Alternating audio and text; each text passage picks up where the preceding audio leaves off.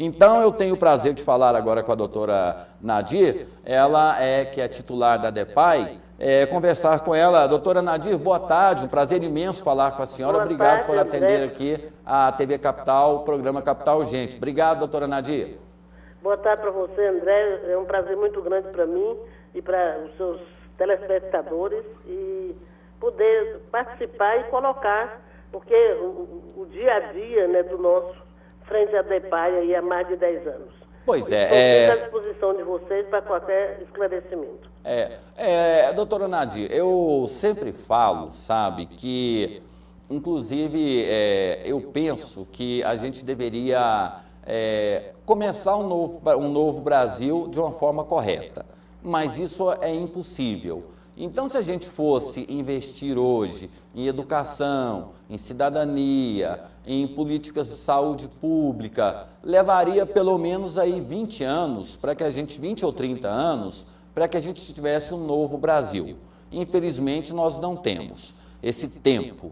E nós temos uma demanda reprimida e temos também muitas pessoas que se apoiam nos direitos e não nas obrigações das leis, para cometer crimes. Entre eles, sobre essa questão de torcida organizada, o número de jovens é muito pequeno, é muito grande, o número de adolescentes que assumem crimes por saber que a pena, por maior que seja, ainda é branda. O que a gente vai fazer, doutora Nadir, com essa geração que, literalmente, em função dos nossos gestores, que não ouvem pessoas igual a senhora, que não ouvem especialistas da área e ouvem apenas os seus egos ou a sua utopia, e dá essa condição aí para que a gente tenha, dia após dia, menores entrando para o mundo do crime, seduzidos pela impunidade. A senhora, que é uma pessoa experiente, talvez possa me explicar isso, doutora, porque eu não consigo entender, não.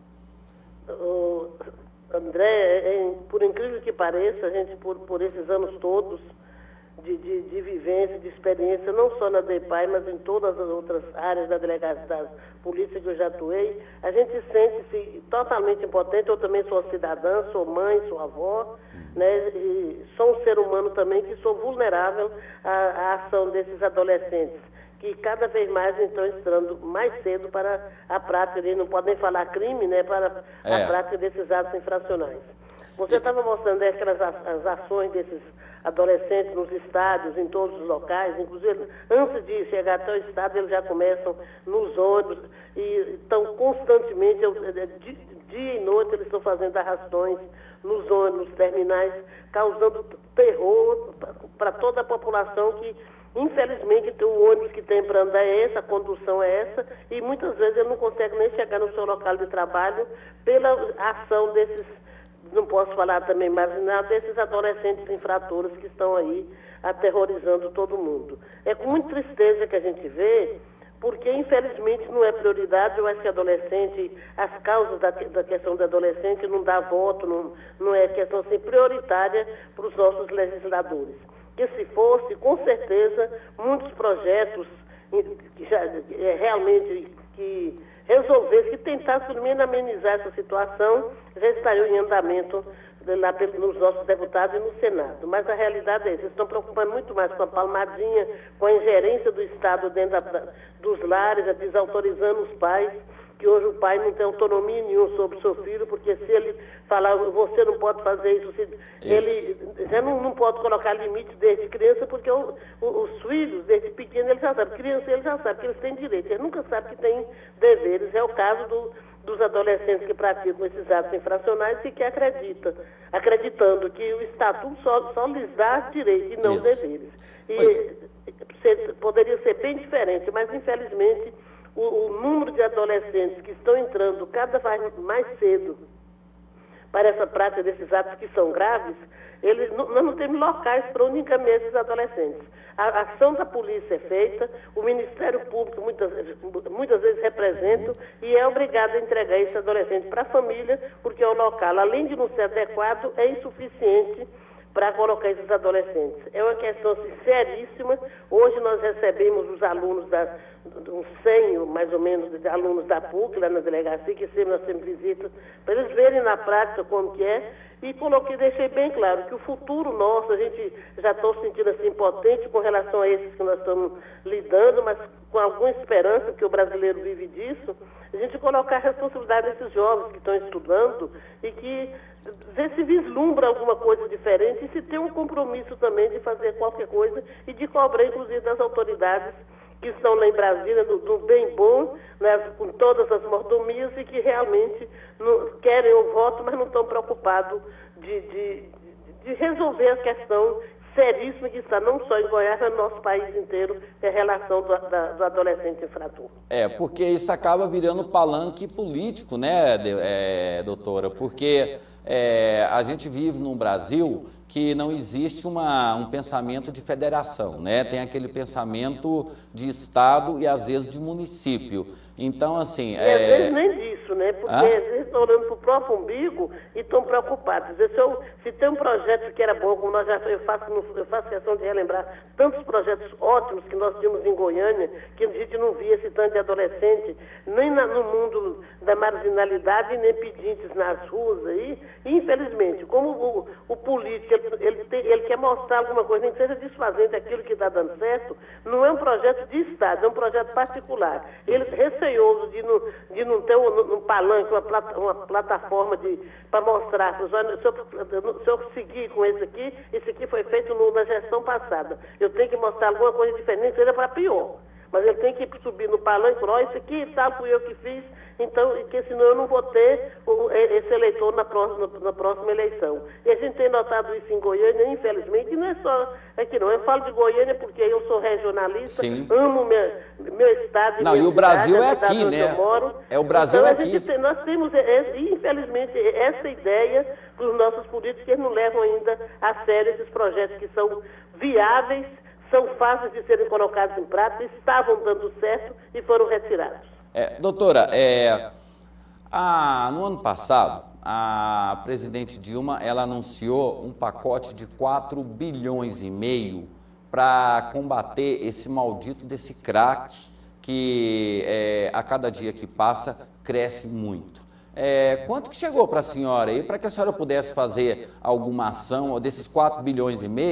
Chegou quanto para a senhora aí, assim, em condições de trabalho? Olha, é irônico, para não dizer que é trágico e triste. Nós que temos compromisso, não vou dizer com relação à minha pessoa, mas a gente procura trabalhar e sente essa impotência, porque a gente sabe do dinheiro que tem. Às vezes você não é nem chamado como uma pessoa que tem compromisso, até vivência e experiência, não sou eu, mas as pessoas que trabalham, a equipe toda que trabalha na DEPAI, ou na DPCA, que lida com o social, ninguém é chamado para essas discussões. Infelizmente, essas mesas de debate, tudo, a pessoa está muito preocupada. Às vezes até de um projeto, pode até ser um projeto furado, mas que esse dinheiro venha, não sei de que maneira, não estou dizendo que seja aqui no estado de Goiás, mas aqui para nós, pelo menos eu não sei nem se estiver em 1 centavo. E nunca fui chamada como delegada titular há mais de 10 anos da DEPAI para participar de discussão nenhuma com relação à aplicabilidade, e não lido diretamente com o projeto de acabar com a expansão da droga. Mas lido com esse adolescente que é usuário, que está matando, está roubando e está disseminando isso entre as famílias e acabando também com o sossego e a tranquilidade de todos nós aqui, goianienses e goianos. Pois é, doutora Nadir, então assim, daqueles 4,5 bilhões que foram anunciados, não chegou nem 1 centavo para a senhora. Agora, nesses últimos anos, a senhora tem ideia de quantos dependentes do crack chegaram aí para a senhora? Menores dependentes de droga, de crack, chegaram aí para a senhora? Olha, nós, até no dia que os policiais estão de greve, até o dia 19, nós passaram pela delegacia 2.319 adolescentes. Quantos? Até o dia 19 do 9. 2.319 adolescentes apreendidos. Eu estou a te falar, 90% desses adolescentes têm o envolvimento com droga. Não vou dizer 50% ou 70% com crack. e os outros usando outro tipo de droga. É com uma tristeza tão grande que você sente assim tão pequena, tão impotente, que você vê a situação se agravando, você vê esse adolescente assim também, a família e o adolescente vulnerável, os pais não deram conta de colocar limite, de fazer com que essa criança, inicialmente criança, depois passa a ser adolescente, saísse desse mundo, e não vejo um local ainda adequado, apesar o CREDEC deve sair ainda na gestão do governador Marconi Perillo, mas infelizmente, eu não sei se é utópica, por isso que talvez eu não tenha nem essa participação nessas discussões, porque eu trabalho com o pé no chão, vivendo a realidade, vendo o sangue escorrer, vendo famílias de vítimas chorando, tanto vítima quando perde um ente querido pelo envolvimento da droga, quando perde também, sendo sua vida ceifada por um adolescente desse que estava falando. Eu não me lembro de nada porque eu estava de cabeça feita, eu estava noiado. Então, infelizmente, André, a gente evita até de participar de muitas discussões porque a gente, às vezes, não tem nada de novo para poder falar. A gente tem esse compromisso que a gente tem, a gente fala para muitos estudantes, exigindo e cobrando para que eles cobrem também, né? Porque eles são formadores de opinião, eles são estudantes, eles têm um compromisso de fazer com que esse país nosso estado, nossa nação seja um país diferente. Olha essa primeira criança, esse adolescente com um olhar diferente, e faça com que eles não entrem tão cedo para a marginalidade, para a gente não ver com um olhar triste, e eles também olham para a gente com aquele olhar triste, porque eles não estão vislumbrando mais nada, eles estão sem esperança, e muitos já estão no fundo do poço. Muitas vezes, esses que são reincidentes, passam aqui pela delegacia e você percebe que pode não ter uma próxima vez. Quando você tem a notícia, você abre o jornal, está lá, fulano de tal está morto. E muitos não fazem parte das estatísticas, que são encontrados, ou não são encontrados, ou então em troca de tiro com a polícia, né, que geralmente acontece, e a mãe vai buscar no IML. Então a gente é preocupante. A gente sente demais da conta, tem um compromisso e procura cumprir com todos os rigores da lei, com todo o compromisso nosso e de cidadão também, que vive vulnerável também, sujeita a tudo isso, recebendo ameaças e tudo. Então, o trabalho nosso é um trabalho assim, de formiguinha, porque de todos esses, 2.319, se a gente tivesse um ou dois, que a gente pudesse olhar e falar, olha, eu vim aqui para falar, eu saí, eu não estou mais usando droga, eu vim aqui porque eu me recuperei. E nós tivemos trabalho, já tive a oportunidade de falar com você, na época do doutor Maurício, foi trabalho de campo, então tem muita gente ainda que tem compromisso, que trabalha às vezes até nos bastidores e não tem a visibilidade com que as pessoas que têm visibilidade, mas não têm compromisso. E que estão tentando fazer esse resgate, fazer com que esse adolescente, essa criança que antes de entrar para essa marginalidade, para esse mundo terrível, que é um mundo obscuro, escuro e negro das drogas, que saia, que não entra, que saia e que ajuda essa família, porque você vê uma mãe, algema, amarra, acorrenta um filho, ela acorrenta esse filho por prazer? Não, ela queria ver aquele filho dela estudando, trabalhando. Sim. E a maioria desses que eu estou falando para você aqui, eles estão fora da sala de aula. Eles não estão tendo educação, eles não tiveram início. Muitas vezes são totalmente analfabetos e não vislumbram nada. As mães, às vezes, as que são mães dos traficantes, os que são dando boca de fumo, já está cumprindo. Mãe, pai, avó, estão no Adenir Guimarães. Pois então, é. o que ele não teve na casa, ele não tem uma escola, ele não tem uma orientação, que futuro que um adolescente desse, que já está o mundo mais fácil, se oferecer, como o doutor Maurício chegava a oferecer emprego para você vai ganhar quanto? Como adolescente, você tem que ganhar metade do salário mínimo. Deus me livre, isso não serve para mim nada, isso num dia.